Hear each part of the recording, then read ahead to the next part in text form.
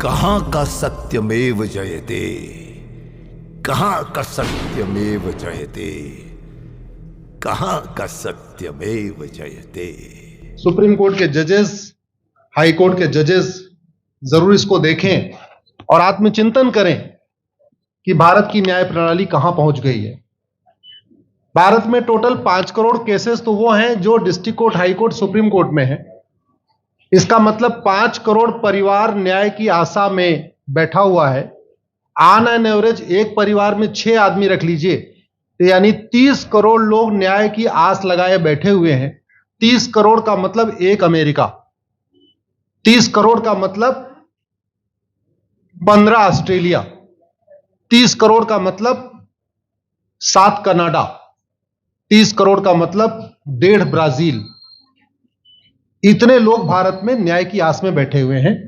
और ये 5 करोड़ केस तो वो हैं जो district court, high court, supreme court में है। इसके पैरेलल हमारे देश में एक और जुडिशियल सिस्टम है, उसको कहते हैं तहसीलदार, एसडीएम, एडीएम, डीएम, कमिश्नर, जहां पे चकबंदी के मुकदमे चलते हैं। वो इस 5 करोड़ में काउंटेड नहीं है। जो तहसीलदार के यहां मुकदमा होता है, एसडीएम के यहां मुकदमा होता है, एडीएम के यहां होता है, डीएम के यहां होता है, चकबंदी अधिकारी जिसको सीओ कहते हैं, डीडीसी कहते हैं, एसओसी कहते हैं, वो इसके पैरेलल में है। और 5 करोड़ मुकदमे वहां पे भी चल रहे हैं। इसका मैं लाइव एग्जांपल देना चाहूंगा भारत की ब्लैक जस्टिस सिस्टम का। 1985 में जौनपुर में एक 10 बीघे जमीन का मुकदमा शुरू हुआ था। अभी वो सबसे नीचे पायदान पे है, जिसको कहते हैं चकबंदी अधिकारी। 1985 में मुकदमा शुरू हुआ, 2023 आ गया, लगभग 37 साल बीत चुके। 37 साल में यह नहीं तय हो पाया कि असली विल कौन सी है। 2 लोगों ने क्लेम किया, वो कह रहे हैं मुझे विल मिली है, वो कह रहे हैं मुझे विल मिली है। 37 साल में यह नहीं डिसाइड हो पाया असली विल किसकी है। अगर मान लीजिए आज डिसाइड हो जाए तो सीओ के बाद एसओसी, एसओसी के बाद डीडीसी, डीडीसी के बाद हाई कोर्ट, हाई कोर्ट के बाद सुप्रीम कोर्ट, यानी अभी 35 साल और लगेगा, 70 साल लगेगा। सेकंड जनरेशन मुकदमा लड़ रही है, ऑलरेडी सेकंड जनरेशन मुकदमा लड़ रही है। और इसी स्पीड से काम हुआ तो मुझे लगता है थर्ड जनरेशन आके मुकदमा तब जाके सुप्रीम कोर्ट पहुंचेगा। दूसरा एग्जाम्पल, एक ग्लेरिंग एग्जाम्पल आपको देता हूं। 1971 के वॉर में पाकिस्तान में बम फेंकने वाले, पाकिस्तान के फौजियों के बहुत सारे बैंकर तोड़ने वाले एक कर्नल कबोत्रा है, पंचकुला में रहते हैं। दुश्मनों को उन्होंने दांत तोड़ दिए। आज 2000 से उनके मकान पे किसी ने कब्जा किया हुआ है। 2023 आ चुका है, 23 साल में वो अपने मकान को नहीं छुड़ा पाए। अभी मामला पंचकुला की डिस्ट्रिक्ट कोर्ट में है, उसके बाद चंडीगढ़ हाई कोर्ट जाएगा, फिर सुप्रीम कोर्ट जाएगा। तो 23 साल में वो सबसे नीचे पायदान पे है। वास्तविकता यह है, अंग्रेज चले गए, अंग्रेजी कानून यहीं छोड़ गए, अंग्रेजी व्यवस्था यहीं छोड़ गए। यह व्यवस्था भारत में न्याय देने के लिए नहीं बनी थी। यह जो न्यायिक जुडिशियल सिस्टम था भारत में जो बनाया गया, वो केवल और केवल भारत को लूटने बांटने के लिए बनाया गया था। क्योंकि कानून वही चल रहा है, जुडिशियल सिस्टम वही चल रहा है, इवन हमारा ड्रेस भी वही चल रहा है। अंग्रेज काले कपड़े पहनते थे, हम भी काले कपड़े पहनते हैं। अंग्रेज जून के महीने में उनको गर्मी लगती थी तो 1 महीने छुट्टी करके इंग्लैंड चले जाते थे। आज भी हमारा हाई कोर्ट, सुप्रीम कोर्ट पूरे मई जून बंद रहता है। अंग्रेजों को क्रिसमस के टाइम में दिसंबर में छुट्टी मनाना जाना होता था, 1 महीने छुट्टी कर चले जाते थे। आज भी हमारी हाई कोर्ट, सुप्रीम कोर्ट दिसंबर में, क्रिसमस के टाइम में 15 दिन 20 दिन बंद हो जाती है। तो सोच वही है, किताबें वही है, व्यवस्था वही है, कानून वही है। तो स्वाभाविक सी बात है, जस्टिस होगा कहां से? जस्टिस कैसे होगा? हम 2023 में 1860 का इंडियन पिनल कोड लेके घूम रहे, 1861 का पुलिस एक्ट लेके घूम रहे, गवाहों के बयान 1872 के कानून से हो रहे। हमने सब कुछ वर्ल्ड क्लास कर लिया, लेकिन अपने जस्टिस सिस्टम को कंपेयर करने की कोशिश ही नहीं किया। जितने में एक एयरपोर्ट बनता है, एक एयरपोर्ट बनाने में 25,000 करोड़ की लागत आती है। अगर हमारी सरकारों ने एक एयरपोर्ट की कीमत जुडिशियल सिस्टम पे खर्च कर दिया होता तो हमारी न्यायिक व्यवस्था अच्छी हो गई होती। आज घटिया, चूंकि अकाउंटेबिलिटी नहीं है, जुडिशियल सिस्टम में कोई अकाउंटेबिलिटी नहीं है। किसी के साथ न्याय हो जाए, अन्याय हो जाए, कोई फर्क नहीं पड़ता। निर्दोष को जेल हो जाए, जज की कोई अकाउंटेबिलिटी नहीं। दोषी को बेल हो जाए, जज की कोई अकाउंटेबिलिटी नहीं। लाखों लाख लोग जेल में सड़ रहे हैं, लाखों धोखेबाज भ्रष्टाचारी बाहर घूम रहे हैं। मूल कारण है ब्लैक जस्टिस सिस्टम। आपने बहुत अच्छा, आपने इस पे वेब सीरीज बनाया है। और इस देश में world class airport, world class highway, world class shopping mall, सब कुछ वर्ल्ड क्लास बना लिया। इनफैक्ट अपना मोबाइल का डेटा सुरक्षित रखने के लिए हमारे सांसद, विधायक, जज आईफोन भी यूज करते हैं। अमेरिका का आईफोन यूज करते हैं हमारा डेटा सुरक्षित हो जाए। लेकिन भारत सुरक्षित हो जाए उसके लिए यह नहीं देखते कि जापान में कौन सा कानून है, अमेरिका में कौन सा कानून है, सिंगापुर में क्या अच्छा चल रहा है। कनाडा में रेंट का मामला एक डेट में खत्म होता है। सिंगापुर में अभी कुछ दिन पहले एक व्यक्ति के पास 900 ग्राम गांजा पाया गया, उसको फांसी हुई है। दोबारा वहां ड्रग स्मगलिंग होगी क्या? तो भारत में चाहे वो ड्रग स्मगलिंग है, माफिया राज है, ह्यूमन ट्रैफिकिंग है, इन सब के लिए हमारा जस्टिस सिस्टम जिम्मेदार है। कोई भी अपराध होता है उसमें दो पक्ष होता है, एक पीड़ित, एक अपराध करने वाला। जो पीड़ित होता है वो चाहता है जल्दी उसको न्याय मिल जाए, अपराध करने वाला चाहता है मुकदमा लंबा चले। भारत का न्यायिक सिस्टम अपराध करने वाले के साथ खड़ा है। बलात्कारी चाहता है उसका मुकदमा 30 साल चले और मुकदमा 30 साल चलता है। भू माफिया चाहता है कि गरीब की जमीन पे कब्जा कर ले, उसका मुकदमा 50 साल चले और आज की डेट में मुकदमा 50 साल चल रहा है। इसका मतलब वर्तमान न्यायिक सिस्टम बलात्कारी के पक्ष में है, भू माफिया के पक्ष में है, ड्रग स्मगलर के पक्ष में है, ह्यूमन ट्रैफिकर के पक्ष में है, नक्सलियों के पक्ष में है, माओवादियों के पक्ष में है, जो लोग देश विरोधी काम कर रहे हैं उनके पक्ष में है। 40 साल 50 साल के बाद किसी व्यक्ति ने मिलावट करके लोगों का स्वास्थ्य खराब कर दिया, उसको 50 साल के बाद सजा हो रही है। इस बीच उसने कम से कम पता नहीं कितने लोगों का और भी कर दिया। तो ये जो जस्टिस सिस्टम होता है दवा की तरीके काम करता है। जैसे दवा अच्छी होती है बीमारी तुरंत ठीक हो जाती है, अगर दवा घटिया होती है तो बीमारी बढ़ जाती है। दवा खाने के बाद शरीर एज इट इज नहीं रहता, या तो बीमारी ठीक होती है या तो बीमारी बढ़ती है। अगर कोई आदमी एक गांव में किसी के साथ कुछ गलत कर दे, उसको 6 महीने के अंदर सजा हो जाए, साल भर के अंदर हो जाए, दूसरा अपराध वहां नहीं होगा। लेकिन अगर उस व्यक्ति को पनिशमेंट नहीं मिला तो स्वाभाविक सी बात है उसने उसको और मोटिवेट कर दिया। कहते नहीं, ऐसे बुखार है, तुरंत 2 गोली खाइए, बुखार ठीक हो गया। लेकिन अगर आपने दवा नहीं खाई या गलत दवा खा लिया तो टाइफाइड होगा या निमोनिया होगा। दुर्भाग्यवश ये हमारा जस्टिस सिस्टम यही कर रहा है। आज की डेट में जितनी समस्याएं हैं, चाहे वो घूसखोरी है, जमाखोरी है, मिलावटखोरी है, कालाबाजारी है, नशा तस्करी है, मानव तस्करी है, सोना तस्करी है, ड्रग स्मगलिंग है, या नक्सलवाद है, या माओवाद है, या कट्टरवाद है, जो भी समस्याएं हैं, उसका एक बहुत बड़ा कारण यह है कि हमारा जस्टिस सिस्टम उसको टैकल नहीं कर पा रहा है, उसको पकड़ नहीं पा रहा है। और इसीलिए भारत में अराजकता है।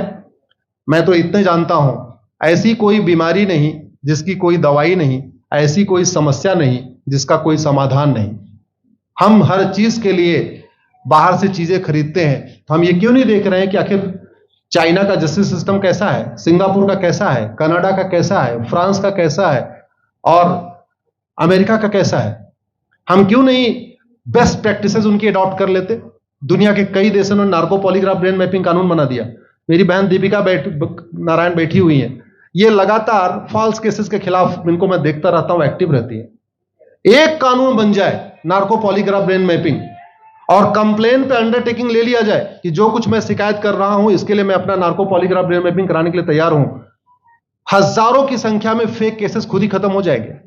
आज की डेट में लोग जुडिशरी की लापरवाही के साथ साथ फर्जी केस से परेशान है, फर्जी गवाही से परेशान है, फर्जी एफआईआर से परेशान है, हजारों परिवार परेशान है। कई बार देखा गया कि जो फैमिली के केसेस होते हैं उसमें कितने सारे फेक केसेस भी आ रहे हैं। तो जो वास्तव में दोषी हैं उनको पनिशमेंट नहीं मिल पा रहा है, जो निर्दोष हैं उनके खिलाफ फर्जी केसेस हो रहे हैं। आज की डेट में गांव में एक दबंग अगर जमीन कब्जा कर लेता है, किसी की हिम्मत नहीं पड़ती उसके खिलाफ कोई गवाही दे दे। लोगों को अपनी जमीन छुड़ाने में 30 साल लड़ना पड़ रहा है, 35 साल लड़ना पड़ रहा है। अगर 30 साल 35 साल के बाद कक्कड़ जी उसको अपनी जमीन मिल भी गई तो उसके साथ न्याय कहां हुआ?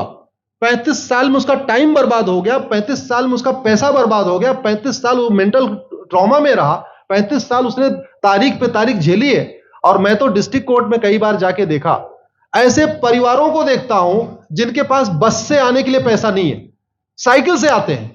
ऐसे परिवारों को देखता हूं जो चाय नहीं पी सकते अपने पैसे से, बेचारे घर से रोटी बांध के और अचार लेके आते हैं। लेकिन वहां मजबूरी में वकील को पैसा देते हैं। तो हमारी कोर्ट कचहरी वास्तव में दलाली का अड्डा बन गया है। हमारी कोर्ट कचहरी भ्रष्टाचार का अड्डा बन गया है। और मैं दुख के साथ कहना चाहूंगा, अदालतों में न्याय हो नहीं रहा है, बल्कि न्याय बिक रहा है। जिनके पास पैसा है, वो उन्होंने कितना बड़ा क्राइम किया हो, मर्डर किया हो, रेप किया हो, उनको जमानत हो रही है। और जिनके पास नहीं है, वो बेचारे जेल में सड़ रहे हैं। कई बार तो देखा गया, मैंने मेरे मर्डर किया एक्स अनंत सिंह ने, लेकिन एक्स अनंत सिंह बाहुबली थे, उन्होंने थानेदार को 20 लाख रुपए दिया, वो वाई अनंत सिंह को लेकर जेल में डाल दिया। नाम वही है। अब उसके बाद क्या हुआ, 20 साल मुकदमा चला और फिर सबूत के अभाव में छूट गया। तो जिसने मर्डर किया वो तो कभी जेल गया ही नहीं। एक निर्दोष जेल गया, 10-20 साल के बाद उसने अपना जमीन बेचा, सब कुछ किया, मां बाप सब कुछ तबाह हो गए, फिर वो सबूत के अभाव में छूट रहा है। तो सबूत के अभाव में अगर 20 साल के बाद छूट भी गया हो, उसका 20 साल कौन लौटाएगा? उसके 20 साल के लिए कौन जिम्मेदार है? उसके 20 साल जो बर्बाद हुआ, उसके लिए संविधान की शपथ लेने वाले जिम्मेदार हैं। संविधान के प्रियम्बल में लिखा है, हम आपको जस्टिस देंगे, हम आपको न्याय देंगे। न्याय देने की जिम्मेदारी किसकी? जिन्होंने शपथ लिया। शपथ कौन लेते हैं? जजेस लेते हैं, सांसद, विधायक, मंत्री लेते हैं। तो आज की डेट में अगर लोगों को न्याय नहीं मिल रहा है, तो इसके लिए वही जिम्मेदार हैं जो संविधान की शपथ लेते हैं। संविधान की शपथ लेने वालों को वेतन, भत्ता, गाड़ी, बंगला इसीलिए मिलता है कि लोगों को न्याय मिल सके, फास्ट जस्टिस मिले, कंप्लीट जस्टिस मिले। अनफॉर्चुनेटली कंप्लीट जस्टिस मिलने में तो 50-60 साल लग जाता है, फास्ट जस्टिस तो सपना हो गया है। इसलिए आज आपने जो ये वेब सीरीज बनाई है, मैं आपको धन्यवाद देता हूं। एक ऐसे विषय पे जिस पे कोई टच नहीं करता, लेकिन जिससे करोड़ों लोग पीड़ित हैं। मैंने कहा ना, 5 करोड़ लोग सीधे district court, high court, supreme court के केसेस से पीड़ित हैं, और 5 करोड़ मुकदमे एसओसी, डीडीसी, तहसीलदार के यहां चल रहा है। तो अगर 5 करोड़ से 30 करोड़ लोग इधर पीड़ित हैं, तो उधर भी पीड़ित है। वास्तव में बहुत बड़ी संख्या भारत में इसी से पीड़ित है। और अपराध, भ्रष्टाचार और जितनी भी अराजकता चल रही है, उसका मूल कारण भी यही है। जस्टिस सिस्टम अच्छा हो जाए, कानून सख्त हो जाए, कानून का खौफ पैदा हो जाए, न्यायपालिका का खौफ पैदा हो जाए, और ये थाने जो दलाली के अड्डे बन गए हैं, तहसील जो दलाली का अड्डा बन गया है, डिस्ट्रिक्ट कोर्ट जो कमीशनखोरी का अड्डा बन गया है, अगर इस पे कंट्रोल हो जाए तो वास्तव में भारत में फिर से राम राज्य आ सकता है। अगर जुडिशियल सिस्टम अच्छा हो जाए, तो जो राम राज्य की कल्पना है, धर्म की जय हो, अधर्म का नाश हो, प्राणियों में सद्भावना हो, विश्व का कल्याण हो, मुझे लगता है उसको फिर से जीवित किया सकता है। आपने मुझे बुलाया कपिल जी, मैं आपको धन्यवाद देता हूं। और ये फिल्म बनाने के लिए, ये वेब सीरीज बनाने के लिए बहुत बहुत धन्यवाद देता रहता हूं। दीपिका जी लड़ती रहती हैं, इनको देखता रहता हूं। बहन नेहा जी आई हैं, ये अपने गानों से मुझे लगता है बहुत अच्छा आप लिखती हैं।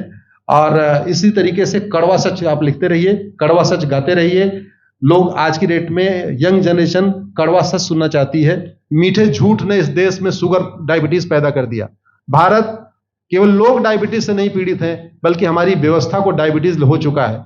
और उस डायबिटीज को दूर करने के लिए नेहा राठौर जैसी बहनें जो सही बात कह रही हैं, दीपिका जी सही बात कह रही हैं, आप लोग जो है बहुत अच्छा काम कर रहे हैं। और आपने, कक्कड़ साहब, आपने बनाया वेब सीरीज, आपको विशेष आभार, धन्यवाद देता हूं। यही निवेदन करता हूं, इस वेब सीरीज को ज्यादा से ज्यादा देखें।